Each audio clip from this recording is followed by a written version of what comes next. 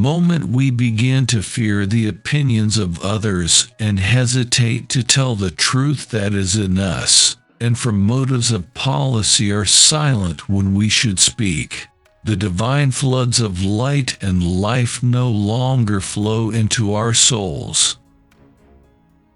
Woman's degradation is in man's idea of his sexual rights. Our religion, laws, customs are all founded on the belief that woman was made for man. Truth is the only safe ground to stand on. The Bible and the Church have been the greatest stumbling block in the way of women's emancipation. Nature never repeats herself, and the possibilities of one human soul will never be found in another. When we consider that women are treated as property, it is degrading to women that we should treat our children as property to be disposed of as we see fit.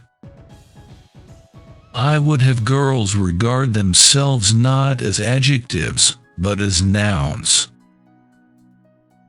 Come, my conservative friend, wipe the dew off your spectacles and see that the world is moving. The happiest people I have known have been those who gave themselves no concern about their own souls, but did their uttermost to mitigate the miseries of others. The best protection any woman can have is courage. Self-development is a higher duty than self-sacrifice. When women understand that governments and religions are human inventions, that Bibles, prayer books, catechisms, and encyclical letters are all emanations from the brains of man, they will no longer be oppressed by the injunctions that come to them with the divine authority of times, thus saith the Lord. Times. I am always busy, which is perhaps the chief reason why I am always well. The heyday of woman's life is the shady side of 50.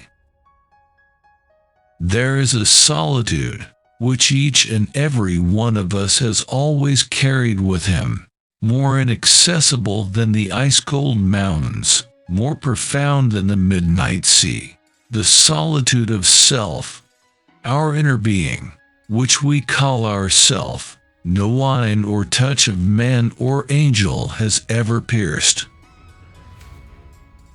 Men think that self-sacrifice is the most charming of all the cardinal virtues for women, and in order to keep it in healthy working order, they make opportunities for its illustration as often as possible.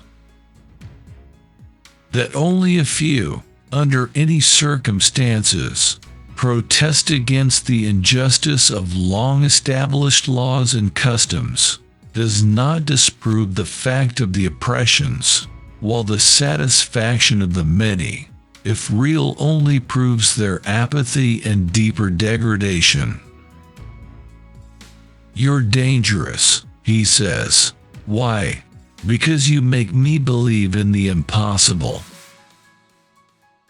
I poured out the torrent of my long-standing discontent, and I challenged them to do and dare anything. It was just so in the American Revolution.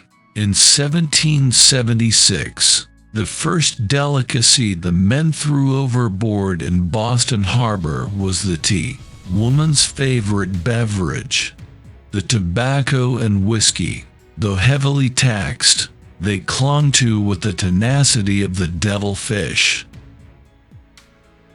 Did I not feel that the time has come for the questions of women's wrongs to be laid before the public? Did I not believe that women herself must do this work, for women alone understand the height, the depth, the breadth of her degradation? Today the woman is Mrs. Richard Roe, Tomorrow Mrs. John Doe, and again Mrs. James Smith, according as she changes masters, and she has so little self-respect that she does not see the insult of the custom. Dress loose, take a great deal of exercise, and be particular about your diet, and sleep sound enough. The body has a great effect on the mind.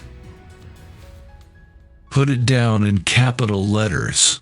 Self-development is a higher duty than self-sacrifice, the thing that most retards and militates. How long will the heathens rage? Love is the vital essence that pervades and permeates, from the center to the circumference, the graduating circles of all thought and action. Love is the talisman of human weal and woe, the open sesame to every soul. Whatever the theories may be of woman's dependence on man, in the supreme moments of her life he cannot bear her burdens. Alone she goes to the gates of death to give life to every man that is born into the world. No one can share her fears. No one can mitigate her pangs. And if her sorrow is greater than she can bear, alone she passes beyond the gates into the vast unknown. Think of the inconvenience of vanishing as it were from your friends and correspondence 3 times in one's natural life. We cannot accept any code or creed that uniformly defrauds woman of all her natural rights. We come into this world alone, unlike all who have gone before us. Nature never repeats herself, and the possibilities of one human soul will never be found in another. Paul, in speaking of equality as the very soul and essence of Christianity, said, "There is neither Jew nor Greek, there is neither bond nor free, there is neither male nor female, for ye are all one in Christ Jesus." So it ever must be in the conflicting scenes of life, in the long, weary march, each one walks alone. We may have many friends, love, kindness, sympathy, and charity to smooth our pathway in everyday life, but in the tragedies and triumphs of human experience, each mortal stands alone.